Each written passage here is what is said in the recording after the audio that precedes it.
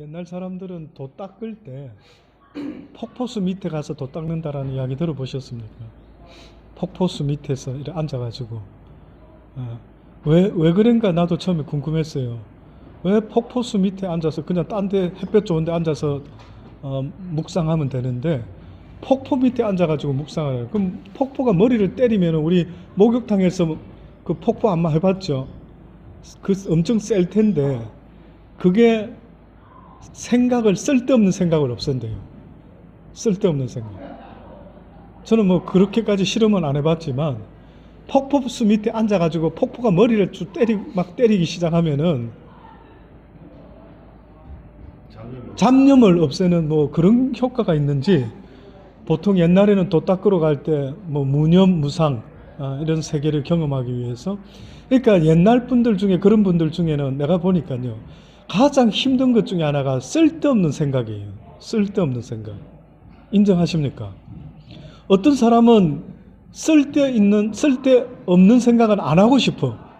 근데 계속해서 쓸데없는 생각이 올라와. 이거 어떻게 하면 됩니까? 그런 고민해 보신 적 있어요? 내 왜 이런 생각을 자꾸 하지? 왜 이 쓸데없는 생각 멈춰야 되는데 생각이 자꾸 올라오는 거예요. 혹시 그런 고민을 해보신 적 있으십니까?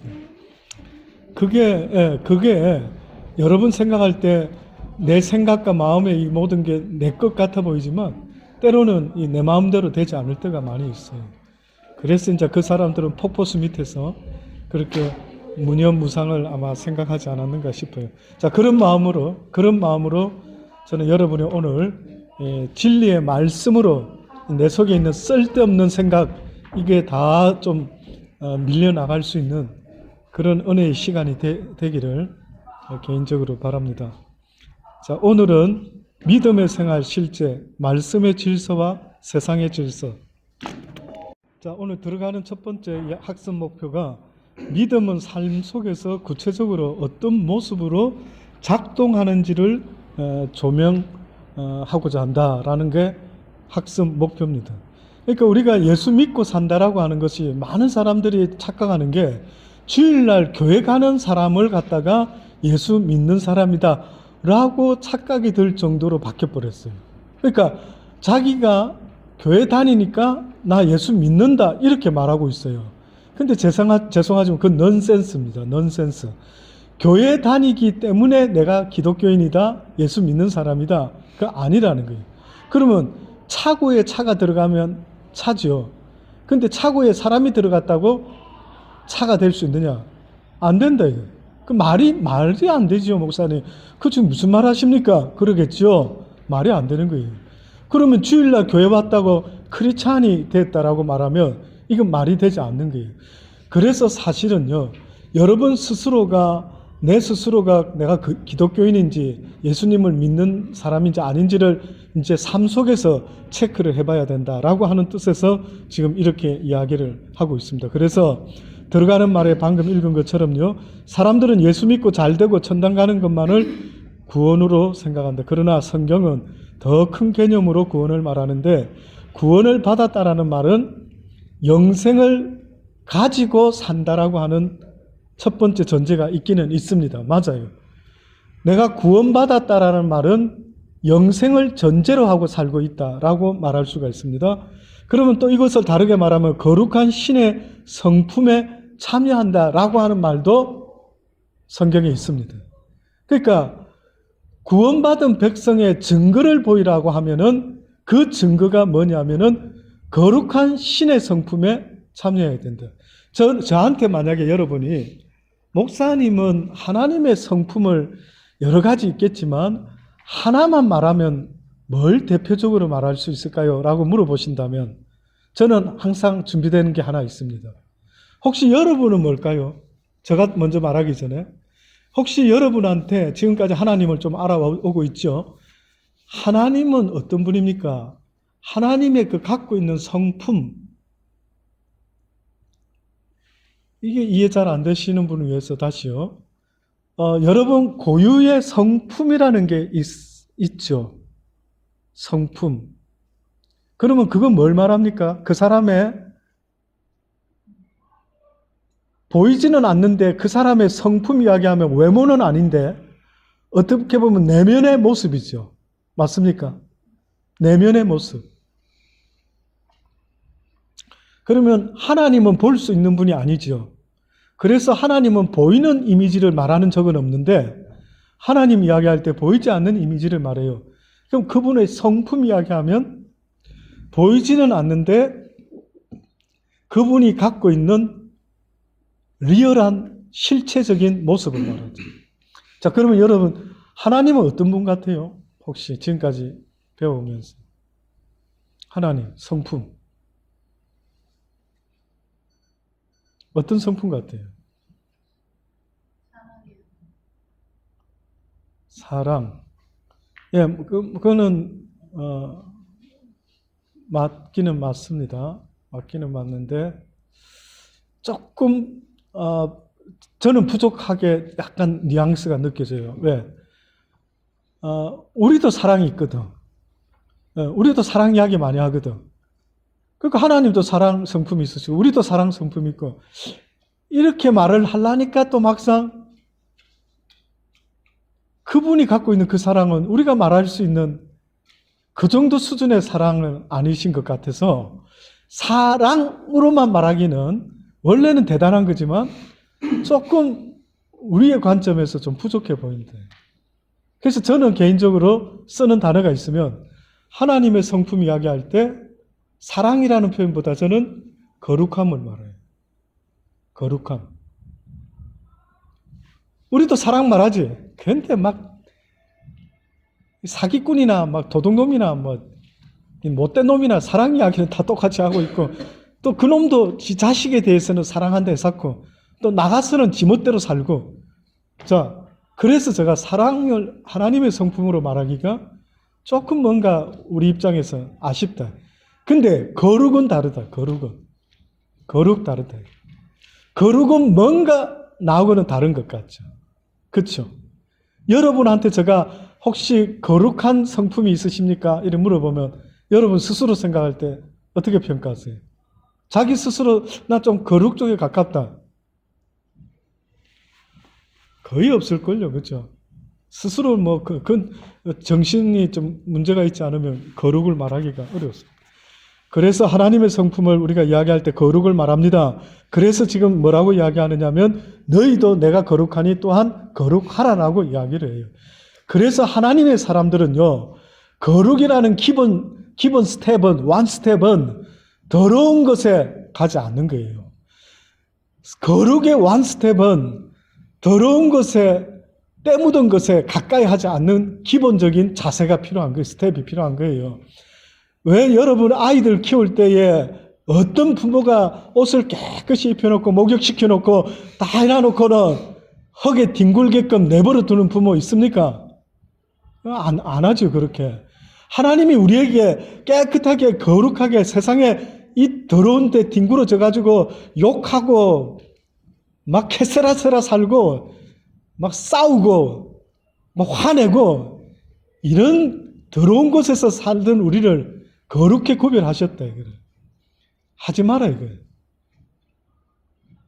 그 중에 많은 사람들이 제가 목회하면서 저한테 물어보는 것 중에 거룩에 대한 이야기 할 때마다 1순위가 뭔지 아십니까?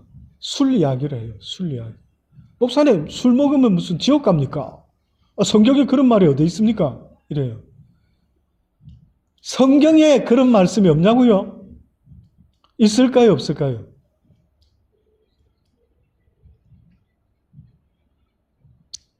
술 취하지 말라 이렇게. 그렇기 때문에 이러더라고요.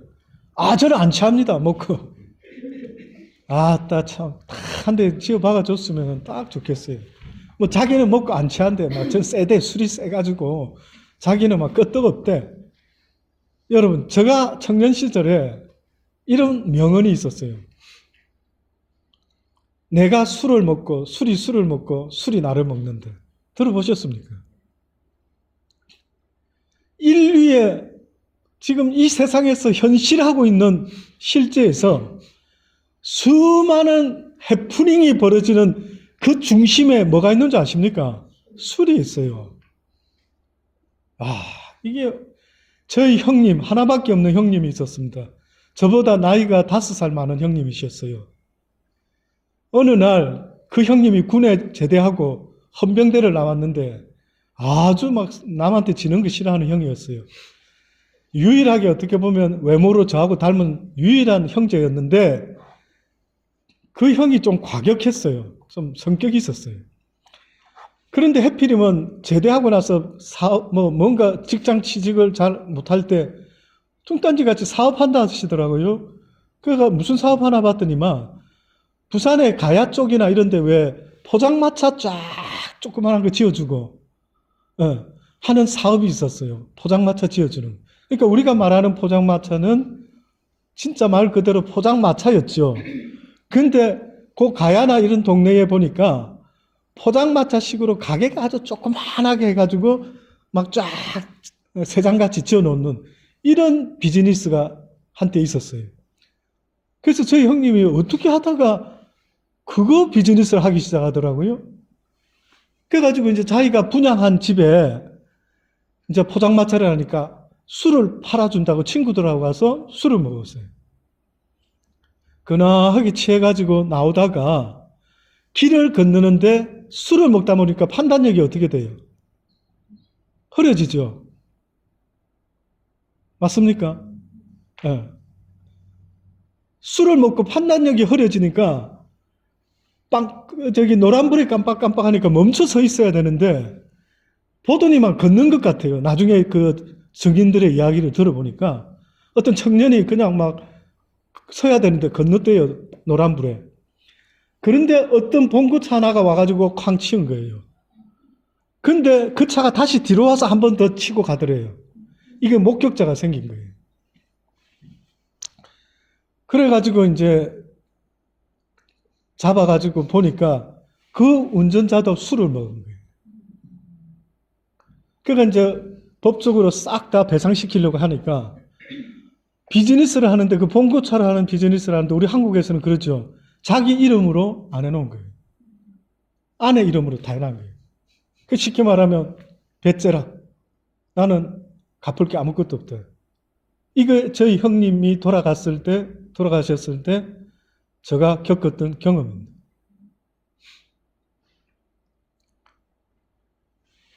그래서 저는 우리 아이들에게도 한 번씩 주의를 주죠.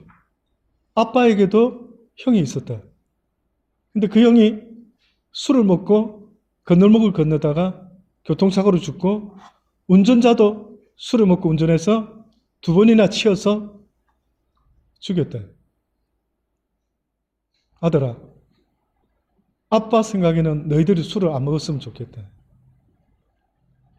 자, 그러면 술 이야기가 나왔으니까요. 왜 술 먹습니까? 나 그게 궁금한데. 철정 집사님. 경험이 있으시죠? 네. 소문에 제가 옛날에 원치 않게 알게 돼가지고 병원에 갔을 때 그래가지고 이제 우리 사모가 병원에 가서 우리 철승 집사 다리 다쳤을 때 작성하고 하는데 그때 쓰는 게 있었나요? 그때 쓰는 게 있는데 술 하십니까? 하고 뭘 작성하는 게 있었다는 것 같은데. 그래가지고 꼼짝없이 거짓은 말 못하고 한 꼬푸씩 하는 걸 이야기 살짝 들었는데, 자, 제가 한번 솔직하게 이거는 우리 공부를 위해서 왜 술 먹습니까? 분명히 술을 먹는 이유가 있을 거예요. 그렇죠? 그러면 이거 생각해 보시죠. 처음에 술 왜 먹게 되는가 기억납니까? 언제 먹어봤죠? 맨 처음에? 네, 처음에. 전혀 모르는. 원래 캠에 네, 그러니까 처음에 술을 접했을 때가 뭐 때문에 시작이 된 것 같습니까? 어른들이 마시는. 그러니까 호기심에, 그치? 저도 저도 호기심에 마셔봤거든요. 뭐가 맛있을까요? 자, 근데 먹고 났을 때 소감이 어땠어요? 맛있었습니까? 솔직히 말씀드리면 맛은 없었는데. 맛은 없었죠. 계속 웃음이 나가지고. 이래서 먹는 거구나. 웃음이 나서 그래. 자, 그럼 좋습니다. 자, 술을 처음에는 호기심에 먹었는데 먹다 보니까 웃음도 나고 또 그 취할 때 주는 뭔가 있죠. 그러면 여러분 술 먹는 사람 대부분이 뭐라고 말하는지 아십니까? 혹시 들어봤습니까? 뭐라고 말하냐면 하루 내 직장에 스트레스 받아가지고 아주 힘든데 스트레스 받아가지고 너무나 힘든데 술 한 코프 하면은 스트레스가 날아간대요. 그 날아가는 겁니까? 그게 그냥 순간적으로 잠깐 잊어먹는 거겠죠. 술에 취해서 그냥 잠깐 잊어먹는 거예요. 힘든 일 때문에. 자, 그래서 술을 먹는다라는 거예요. 그래서 술을 먹는 사람들 하는 말 중에 또 이런 말도 있습니다. 안 취할 것 같으면 말라고 먹느냐. 술은 취하려고 먹는데 그렇게 해서 술을 먹습니다.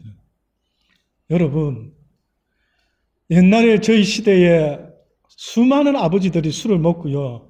자는 아이들 들어와 가지고 깨우고요. 그러고 막 밤새도록 잔소리 하고요.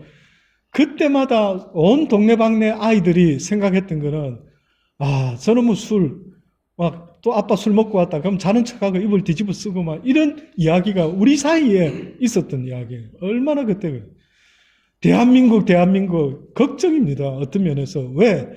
해필이면 1등 할 게 없어가지고 세계적으로 술을 소비하는 1위 국가가 우리나라라는 게 이해가 됩니까? 엄청난 양을 먹어 제끼고 있습니다. 치맥 해가지고 한류를 타가지고 사람들이 치맥을 먹으러 한국까지 온다 그러고 요즘은 여자들도 술을요 얼마나 많이 먹는지 이루 말할 수가 없습니다. 그래서 지금 거룩함을 이야기할 때 제발 좀 우리가 돌아봐야 될 게 과연 내가 하나님 앞에서 예수를 믿는다 할 때 옛 습관 나쁜 거 끊으라는 거예요. 왜 자기도 못 끊으면서 아이들한테는 착하게 살아라, 바르게 살아야 된다, 나쁜 거 먹지 말아라, 좋은 친구 사귀라, 어디서 그런 말을 하면서요 자기는 계속해서 악습에 붙잡혀. 여러분, 술을 계속 먹게 하는 것은 내가 하는 것 같아요, 사단이가 역사하는 것 같습니다. 사단의 역사죠. 사단은 우리를 성령의 술에 취하게 만들고 싶은데 그 술에 취하지 못하게 세상의 술에 취하도록 날마다 역사하는. 어디 술만 그렇겠습니까? 마약에 취하고 돈에 취하고 쾌락에 취하고 온통 썩어질 것에 취해서 살아가는 덧없는 인생. 저는요 진짜 그들한테 지옥이 있는 게 감사해요. 그래, 한번 뽐때를 보여주고 싶어요. 저렇게 지멋대로 살았다가 정말 지옥 앞에 섰을 때 무슨 말 나오는지 한번 보고 싶어요. 나를 지으신 하나님이 엄하게 말하는데 그 우습습니까? 하나님이 우습습니까? 세상에서 두렵고 떨림으로 대해야 될 분이 있는데 그게 바로 유일하게 하나님이시래요. 성경은 뭐랍니까? 너희의 육신을 죽이는 자를 두려워하지 말라. 너희의 영과 육을 공히 죽일 수 있는 여호와 하나님을 두려워해야 된다라고. 어떻게 그렇게 어려워할 줄도 모르고 하나님을 두려워할 줄도 모르고 경외할 줄도 모르고 그 대가는 치를 겁니다. 그 대가가 없는 걸로 생각하는 그것은 그대의 어리석음이다. 그 결과를 먹을 날이 올 것이다. 증인입니다, 제가. 저는 천국을 경험해봤지만은 우리 둘째 민재가 지옥을 경험해봤죠. 그래, 어떻더냐? 많은 엄청난 사람이 있는데 비명을 지르고 앉아있다고. 비명을. 뜨겁다고, 살려달라고, 목마르다고. 한번 물어봐라. 최근에 들어온 사람이 어느 나라 사람이고 이름이 뭐고 왜 지옥에 들어왔는지 물어봐라. 제가 한참 하나님이 은혜 베풀어서 저희 집에 그런 영의 역사를 많이 좀 해주셨을 때 매일 가정 예배 드렸어요. 그때 매일 제가 미션을 냈어요. 우리 아들한테. 가서 내려올 때에 이 기회에 날마다 한번 체크해보자. 그래, 왜 그 사람이 지옥에 왔다더냐. 제가 매일 체크했어요. 미국에 어떤 사람이 지옥에 왔대요, 아빠. 이름은 뭐고 존이고 뭐 어쩌고 저쩌고. 또 그 다음날 또 그 모든 사람의 통계 중에 대부분 제가 들으니까 어떤 이야기 해줬느냐 하면은 젊은데 자연사인 게 아니라 다 사고로 죽고 교통사고로 죽는데 술 먹고 운전하다, 마약 먹고 운전하다, 그러니까 다 뒤집어져서 죽었다라고 그렇게 이야기하다. 그러니 여러분, 깨끗함의 행복 아실까? 거룩함의 행복 아실까? 반듯함의 행복 아실까? 부드러움의 행복 아실까? 사단은 우리를 할 수만 있다면은 인간관계를 다 깨게 만들어요. 한번 아실 거예요. 사람 관계를 다 깨습니다. 근데 그냥 깨려고 하니까 잘 안 깨지니까 그 중간에 마약이니 알코올이니 쾌락을 잡아놓고 돈을 잡아놓고 돈 때문에 왼수 만들고 술 때문에 싸우게 만들고 뭐 취미생활 때문에 또 악유하게 만들고 모든 것 중심에 사단은요 사람 관계를 다 작살내는데 최선의 목적이 있어요. 첫 번째로 작살을 낸 게 아담과 하나님의 관계를 끝장을 낸 거예요. 왜 모르십니까? 이런 이야기를 어떻게 어디서 이런 이야기를 배웁니까? 성경이 가르쳐주지 않습니까, 여러분? 그래서 모든 사단의 역사 속에는 사람 관계를 한번 돌아보세요. 다 깨고 있어요. 그래서 여러분이 그리스도인이 되었다가 한순간에 사단의 종로로 타는 그 증거를 보이려면은 여러분 가슴에 품고 있는 인간관계 속에서 미움의 이야기예요. 미움. 그거 보면 알아요. 합당한 이유로 믿게 만들어요. 전혀 합당하지 않는 걸로 믿게 만드는 게 아니고 아주 타당한 이유를 가지고 믿게 만들어요.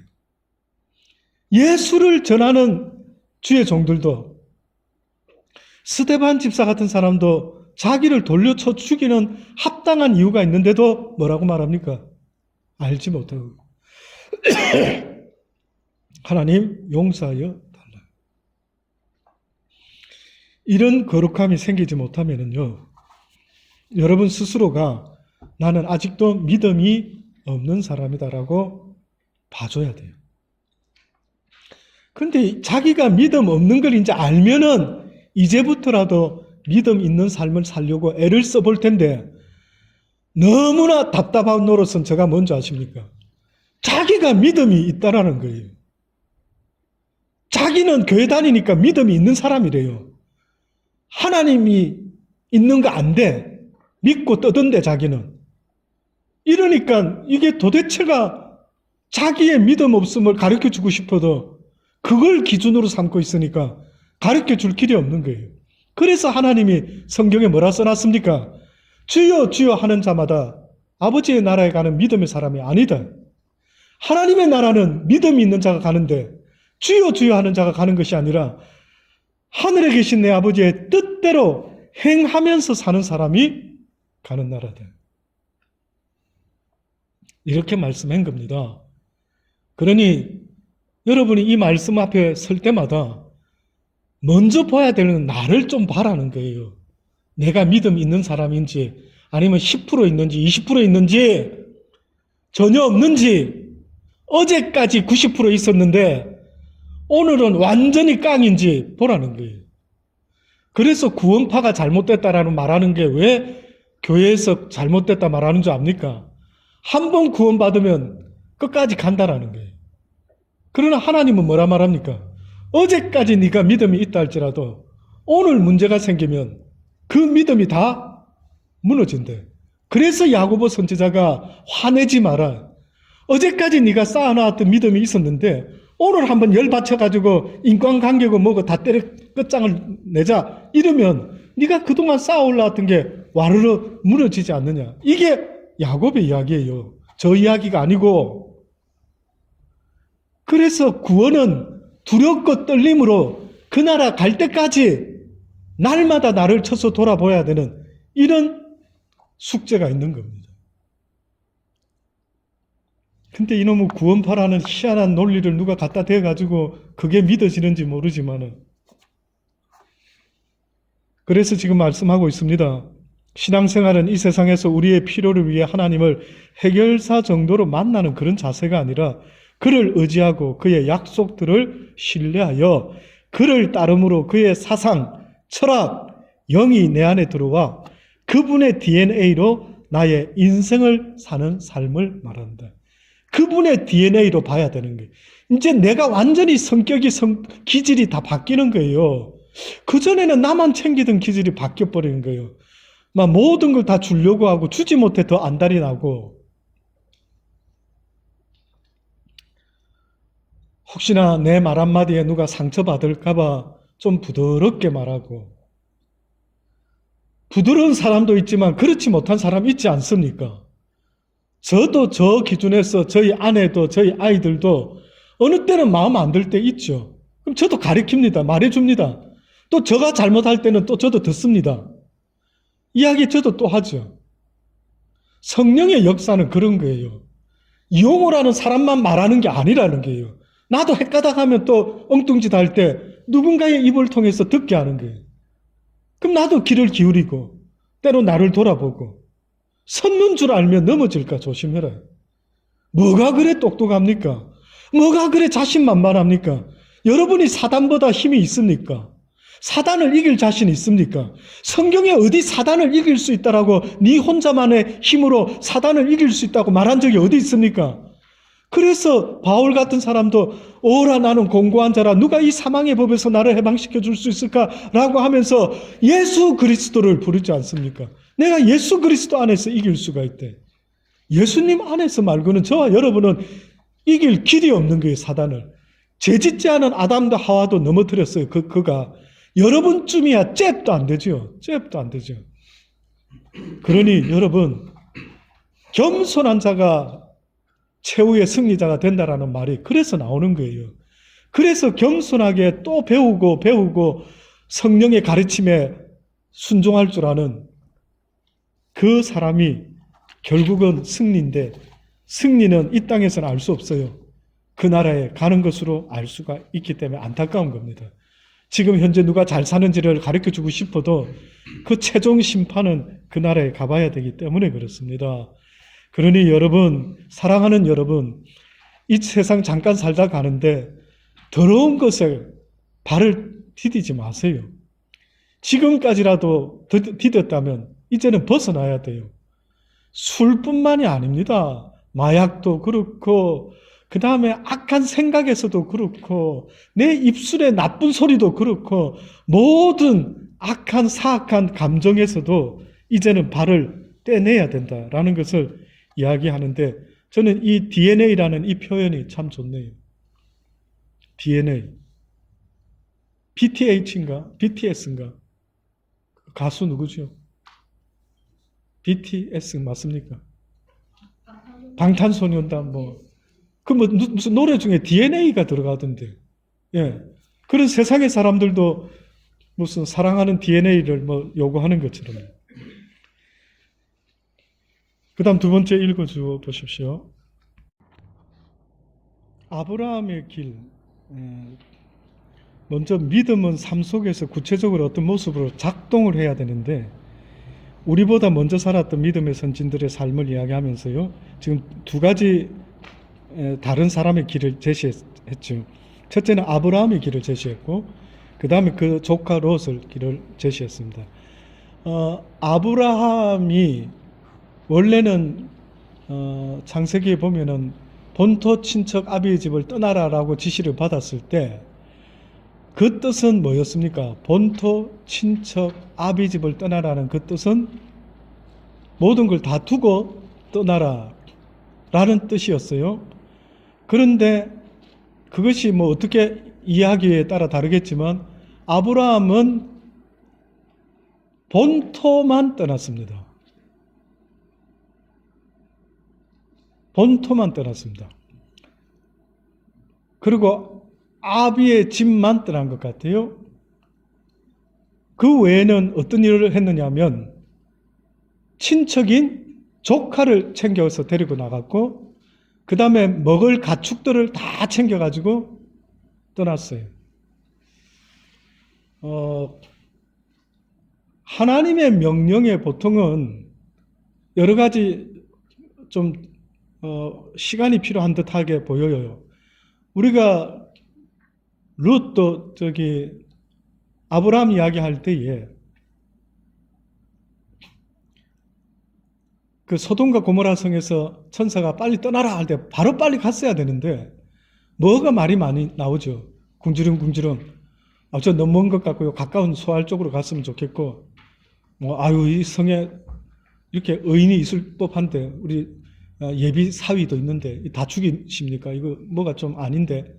하여튼 주저리 이야기했죠. 마찬가지로 어떻게 보면 아브라함도 본토 친척 아비 집 떠나라 그러면 그냥 바로 어떻게 보면 저는 하나님 말씀 앞에 그냥 떠날 것 같아요. 몸으로만. 그런데 의외로 다 챙겨서 떠난 것 같아요. 이게 맞나? 나는 잠깐 살짝 갸우뚱한 겁니다. 아니나 다를까 다 챙겨서 떠났더니만 곧바로 무슨 일이 벌어졌어요. 흉년이 있었어요. 자기가 챙겨왔던 가축은 어떻게 됩니까? 깡그리 다 죽어버립니다. 그래서 이제 빈털터리가 되었을 때에 애굽에 내려가서 먹고 살려고 아내를 속이기도 하고 이랬다가 하나님의 은혜로 많은 것을 얻어서 나오게 되지요. 이제 그때부터는 그가 이래 말하죠. 내 먹고 사는 것은 하나님의 은혜입니다. 이렇게 말을 하게 됐겠죠. 근데 이제 문제는 그거는 하나 배웠는데 조카 롯과의 삶 속에서는 계속 유지가 되고 있었더랬어요. 그래서 어느 날 조카의 종들과 아브라함의 종들이 자꾸 다툼이 일어나니까 어떻게 합니까? 안 되겠다, 갈라서자라고 해서 이제 갈랐습니다. 그래서 이제 이런 이야기가 나옵니다. 아브라함의 길과 롯의 길. 자, 이건데 첫 번째, 아브라함의 길은 말씀의 길이었다.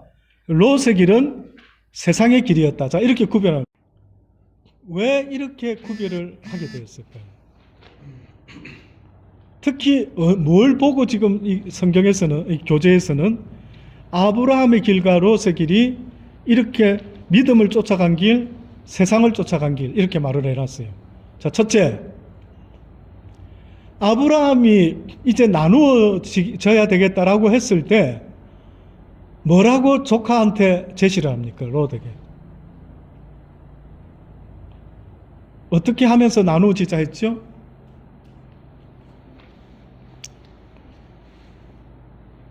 먼저 자기가 선택할 만도 한데 삼촌이 먼저 나는 저쪽 가서 살란다 이렇게 선택했어야 되는데 뜻밖에도 삼촌이 이렇게 말을 해요.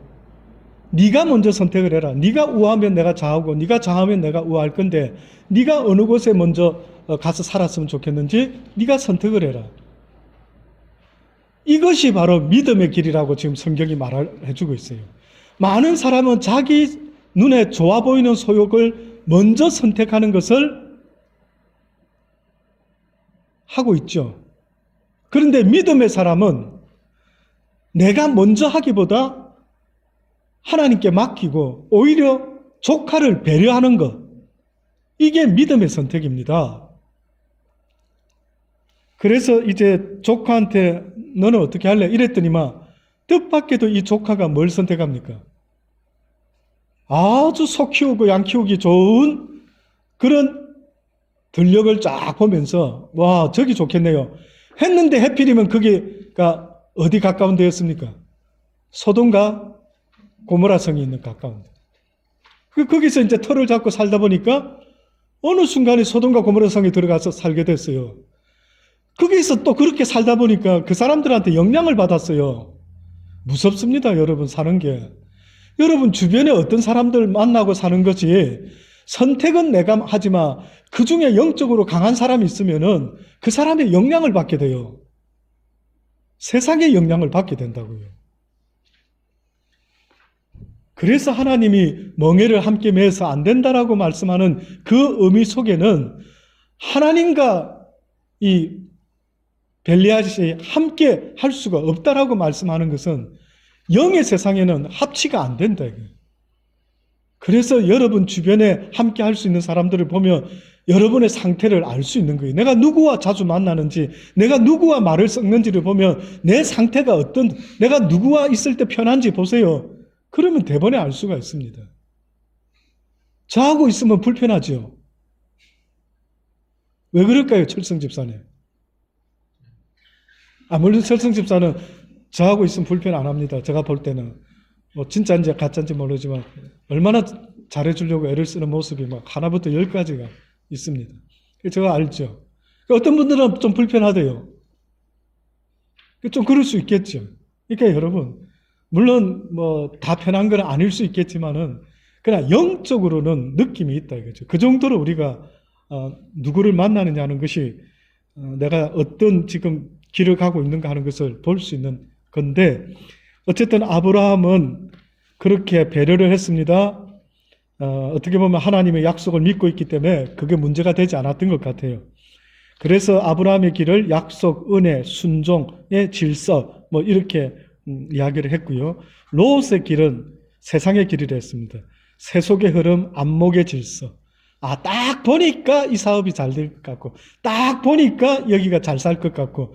여러분도 그렇습니까?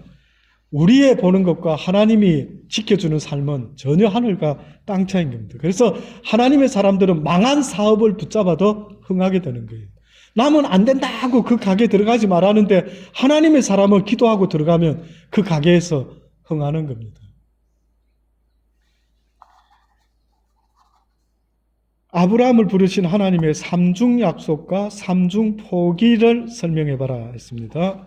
자, 삼중의 약속이 있었지만 그 약속을 이루기 위해서 내가 포기해야 되는 삼중이 있었다.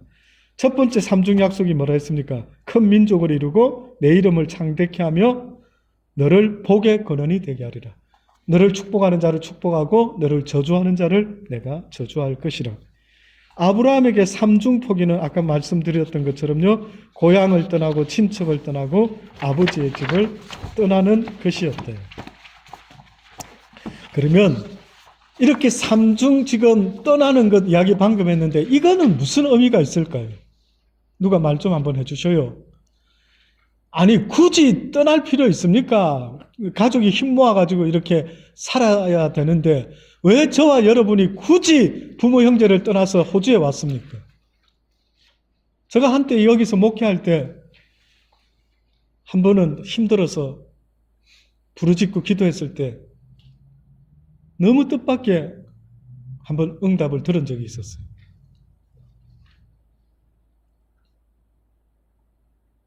그 대답을 하기 전에 먼저 여러분 생각에 왜 부모, 형제, 본토, 친척, 아비 집을 떠나라는 이거는 뭡니까? 그리고 또 한 가지, 남자가 부모를 떠나 아내와 연합하여 둘이 한 몸을 이루어라. 이 말이 뭡니까? 아담에게 부모가 어디 있었습니까? 아담에게 부모가 하나님밖에 없었는데 이게 무슨 뜻으로 지금 이 말씀하셨을까요?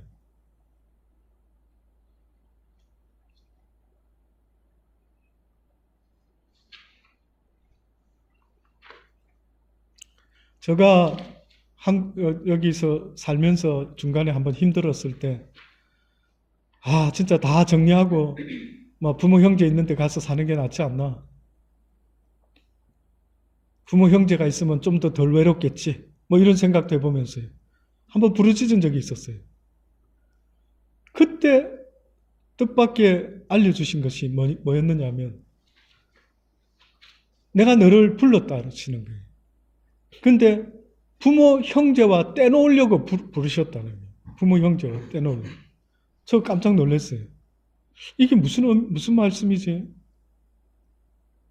제가 만약에 옆에 부모 형제가 있었으면요, 목회를 하다가도 무슨 문제가 생기면 저는 그쪽으로 먼저 쫓아갑니다.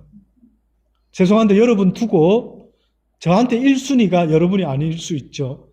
부모 형제한테 쫓아가서 어머님, 누님, 무슨 일이 있습니까? 이래 했겠죠. 근데 하나님이 그러시는 거예요. 너의 삶 속에서 가장 크게 영향을 끼치는 이는 나 여호와여야 한다. 너를 묶고 있는 모든 인간적인 가족관계 모든 것에서 끊어져야 된다.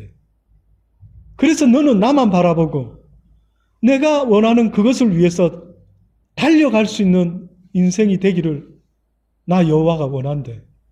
근데 주줄이 다 연결이 되어 있는 거예요. 어머니와 아버지와 누나와 형님과 조카와 주줄이 다 연결이 되어 있어요. 보세요. 누가 그 상태에서 하나님 말씀을 듣는가? 누가 내 엄마가 아픈데 예배드리러 가는데? 누가 내 조카가 다쳤는데 예배드리는데? 하나님의 말도 잡아 끊어버릴 수 있는 놀라운 끈이, 또 다른 끈이 늘 나를 붙잡고 있더라고요. 그래서 하나님이 이제 나는 너의 하나님이 되고 나만이 너를 주관하고 너는 나만 바라보고 살아야 되는 그러한 내 백성을 만들기 위해서 애굽에서 종살이하는 그들에게도 뭐라고 말합니까? 애굽 왕의 그 채찍에서 이제 너를 끊으리라. 종살이에서도 너를 끊으리라. 그래서 자유인을 만들리라. 나만을 섬기고 나 여호와를 위해서라면은 생명까지도 내어놓을 수 있는 그러한 나의 자녀를 만들어내리라. 그 전능자가 작정을 하신 거예요. 듣기 기분 나쁩니까? 목사님, 하나님은 너무 이기적이시네요. 어떻게 그렇게 이기적일 수가 있습니까? 감히 그렇게 말할 수 있습니까? 나를 지은 그분한테. 온유가 아빠한테, 아빠, 요구사항이 너무 많아요. 부담스러워요, 아빠는. 어떻게 그렇게 말할 수 있는데요? 내가 네 아빠인데, 내가 너를 낳았고 너를 지금까지 먹여주고 키워주고 있는데 그 아이가 어느 날 조금 컸다고 아빠 잔소리가 너무 심하네요. 왜 아빠 시키는 대로 내 해야 되는데 내 인생도 따로 있는데 이렇게 말하면 그거는 이해가 잘 되죠. 그런데 그 전능자께서 너는 내 것이라. 내가 나를 위하여 너를 지었대. 너를 위해서 지은 게 아니다. 나 여호와를 위해서 내가 너를 지었다. 이렇게 말을 해요. 너는 나에게 속해 있을 때, 나의 기쁨이 될 때, 너 또한 기쁘리라. 이렇게 셋업을 시켜놨대요. 우리를. 그래서 그분을 기쁘게 하는 것은 기분 나쁜 게 아니고 내가 살 길이다. 내가 행복할 수 있는 유일한 길은 그분을 기쁘시게 해드려야 된다. 그분의 기쁨조가 되주려라는 거예요. 그런데 그것이 안 되니까 날마다 나의 기쁨조가 되어서 그렇게 붙잡고 있는 거예요. 그래서 성경에 지금 본토, 친척, 아비집을 떠나라는 것은 너를 얽매고 있는 모든 사슬에서부터 끊어지라는 거예요. 그 이야기를 아담에게도 하셨던 겁니다.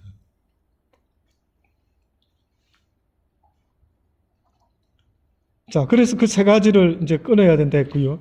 하나님의 언약에서는 두 가지가 같이 병행한다. 요구하시는 게 있고 보상이 있다. 포기는 무엇이고 보상은 무엇인가? 자, 지금 우리가 무엇을 내려놓으라고 말씀하고 있습니까? 자, 이제부터 봅니다. 자, 앞부분은 우리가 다 나누어 봤던 이야기죠. 아브라함과 롯이 결별한 이유도 어떻게 보면 소유가 너무 많아서 함께 할 수 없는 상황이 벌어졌고요. 그리고 아브라함이 처음에 나왔을 때 기근을 만나게 돼서 다 잃어버리게 되었고 또 다시 하나님의 은혜를 얻게 됩니다. 자, 이런 과정 속에서 우리가 아브라함을 어렵다라고 말할 때에 무엇을 성경은 아브라함의 의로 여기느냐라는 것이 나와 있어요. 성경에 보면 하나님을 사랑의 하나님으로만 자꾸 말하지만 하나님은 어려운 하나님이십니다. 그래서 하나님은 어떻게 보면은 죄를 용서해 주시는 면도 있지만 죄를 심판하는 심판주의 모습이 있어요. 그러니까 이거를 잃어버리면 안 됩니다. 하나님은 사랑도 있지만 의라고 하는 공의라고 하는 것이 있기 때문에 심판이 있다라는 것을 성경이 말씀하고 있습니다. 그래서 아브라함이 믿음으로 말미암아 의인이 되었다라고 하는데 아브라함의 믿음은 뭡니까? 아브라함이 믿음으로 어려워졌다라고 할 때 이 첫 번째 믿음이라는 것은 뭘 말합니까? 아브라함이 본토 친척 아비집을 순종하고 갈 바를 알지 못하고 떠난 것. 이것을 성경은 뭐라고 말하느냐 하면은 아브라함의 의라고 이야기를 합니다. 이거는 어떻게 보면 성경 전체를 통틀어서 하나님이 보는 의의 기준입니다. 하나님이 보는 의의 기준입니다. 그러니 그가 물론 가축을 챙기고 조카를 데리고 나가기는 했지만은 실질적인 중요한 것은 갈 바를 알지 못하고 움직였다라고 하는 것에 초점을 맞출 필요가 있어요. 그래서 의의 기준이라고 하는 것은 지금 당장은 전혀 예상하지 못하는 일이지만 아멘 하고 믿는 그것을 보는. 근데 이게 너무나 중요하기도 하고 어려워요. 여러분, 만약에 지금 가 이렇게 하면은 가는 거는 갈 수 있을 것은 같아요. 근데 요단강 건너는 경우는 입장이 달라요. 가다가 죽을 수도 있어요. 갈 바를 모르겠어. 이거 죽는 거 아니야? 내가 가다가 굶어 죽는 거 아니야? 그런데 계속 간 거예요. 그래서 성경에는요, 이 순종을 의라고 말한 거예요.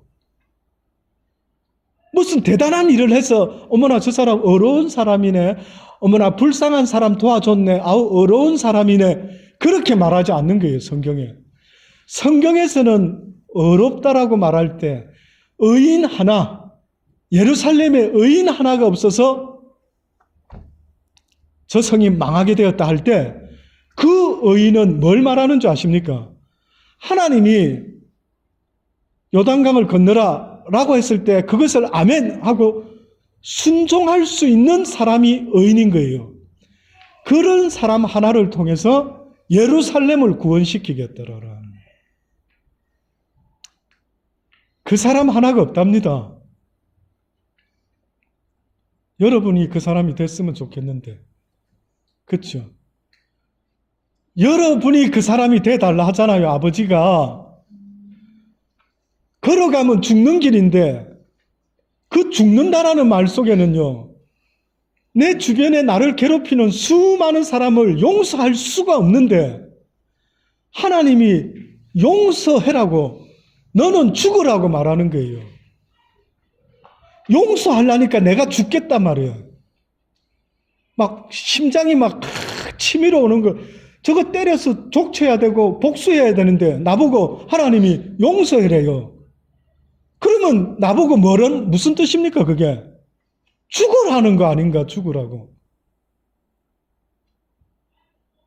그래서 죽으려고 하니까 무슨 일이 벌어집니까? 요단 강물이 갈라진다라고 말하잖아요. 그래서 하나님이 네가 죽으면 너도 살고 그도 살린다고 말하지 않습니까? 그 누구도 누군가를 위해서 죽어주지 않는데, 그 누구도 누군가를 위해서 기도해주지 않는데, 그 누구도 나쁜 놈을 위해서 기도해주지 않는데, 그런데 네가 그를 위해서 기도를 했구나. 네가 그를 위해서 용서했구나. 내가 너 때문에 그를 살려주리라. 그래서 성경에 삭개오 같은 사람이 주여 우리 집에 오소서, 내가 이제 주의 말씀대로 살겠나이다. 그가 하나님의 말씀에 순종하는 통로가 되었을 때 하나님이 뭐라 말합니까? 너와 네 가정이 구원을 얻게 되리라. 그 집에서 제대로 하나님 앞에서 순종하는 사람 하나만 있었어도 구원받는 겁니다. 왜? 하나님의 영이 그를 쥐고 있는 악한 영보다 세기 때문에 그렇습니다. 그게 안 될 때는 그 집안에서 악한 영이 이길 수밖에 없어요. 그러면 지금 우리 집안에 악한 영이 득세하고 있는 것을 뭘로 알 수 있느냐? 내가 말씀 드릴까요? 힌트 드릴까요? 아주 놀라운 팁. 목사님, 우리 집안은 사단이가 역사하는지 악한 놈이 역사하고 있는지를, 지금 우리 엄마가 우리를 주관하고 우리 아버지가 우리 영적인 기둥이시고 어쩌고 저쩌고 우리는 어렸을 때부터 그렇게 자라왔고 그래요? 자, 그러면 제가 알려드릴게요. 그렇게 하나님의 영이 주관하는 가장이 집에 있어가지고 주장한다면 그 집안은 어떤 분위기냐면은 그 속에 뭐가 이루어지게 되어 있느냐면 평화가 이루어지게 되어 있어요. 평화가 이루어져요. 이거는 하나님이 누누이 내가 샬렘의 왕이다, 샬롬의 왕이다, 예루살렘의 왕이다, 평강의 왕이다, 세상이 줄 수 없는 것을 줄 수 있을 것이라 계속해서 이야기했어요. 그러니까 사람들이요, 예수를 믿는다 하고 자기가 하나님의 영에 사로잡혀 있다라고 말하면서도 자기 심령에는 평안이 없어요. 그래서 미워할 놈 다 미워하고 있고 열받을 거 다 받고 있고 그래 삽니다. 그럼 교회 나와서 아닌 척하고 미소 짓고 또 집에 가가지고는 또 계속해서 뒤집어 엎고 난리치면서 살아가는 거예요. 심히 무슨 꼭두각시 연기하는지 인생이 연기인지 모르겠는데 그것이 슬프다라고 느끼지를 못해요. 바울의 위대한 것은 그런 꼭두각시 같은 자기 두 모습을 보고 가슴을 친 거예요. 왜 가슴 안 칩니까, 여러분은? 쳐야 됩니다. 인생이 장난입니까? 한 번밖에 연습도 없는데 인생 살다가 끝장나면은 저는 여러분이 천국 가기를 진짜 원하는데 제가 이 설교를 갖다가 여러분 무슨 장난식으로 듣기 좋은 말만 해가지고 아우 재밌네 이러고 끝이 나가지고 교회 다니면서 지옥 가버리면은 아마 하나님은 저를 갖다가 어마어마하게 싫어할 겁니다. 아주 바깥 어두운데 홀딱 벗겨서 내쫓아 버릴 거예요. 이 싹군 같은 놈아. 내가 언제 너한테 그렇게 알려줬네. 내가 언제 너한테 그렇게 장난스럽게 설교해라 그러냐. 농담 따먹게 하는 거냐 지금. 한 영혼이 살고 죽는 일이 걸려 있는데 너는 거기다 대고 농담을 따먹었냐. 이러면 나는요. 와 두려워요. 겁나요. 그래서 설교를 재밌게 한다가 뭡니까? 저는 좀 물어보고 싶어요. 재밌는 거 보려면 유머 1번지를 보든가 어떻게 교회에서 재미를 이야기를 합니까? 무슨 재미를 이야기합니까? 교회에서. 가슴을 쳐야 되는데 애통해야 되는데 그래서 세례 요한한테 나와가지고 어찌하면 좋을꼬 그렇게 해야 되는 거 아닙니까?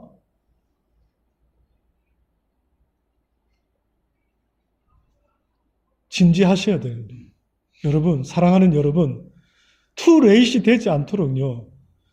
내가 진짜 믿음이 있는지 아브라함과 같이 지금 주의 길을 쫓아서 믿음으로 순종하고 이것이 바로 의로 여기겠다고 말씀하고 있는 거예요. 그 말씀에 순종하는 거 미흡지만 기도해라 해서 기도하는 거 이렇게 힘들지만 순종할 때 하나님이 역사가 일어나겠다라고 그렇게 하시는 겁니다. 정말 저는 마음 같아서는 여러분 집에다 CCTV를 설치해가지고 싸우는지 말씀대로 사는지 어떻게 하는지 24시간 감시를 하면서 그렇게 해가지고 조금 나를 경성할 수만 있다면 그렇게 해서 여러분 CCTV 있으면 여러분 행동이 어떨 것 같습니까? 조금 달라지지 않을까요? 저 생각에 누군가 너를 보고 있다. 그래서 뭐 외국 애들은 손을 눈으로 가리키면서 잊지 마. 내가 너 딱 보고 있다. 주목한 하나님이 그렇게 우리를 보고 계신데 하나님이 우리를 그렇게 보고 계신데 여러분 꼭 그런 것을 잊지 마시고요. 그렇게 거듭난 믿음의 생활, 어려운 믿음의 생활, 거룩함에 동참하는 진짜 믿음의 사람 같은 그 모습으로 신앙생활 하실 수 있는 저와 여러분 되기를 간절히 주의 이름으로 축원합니다.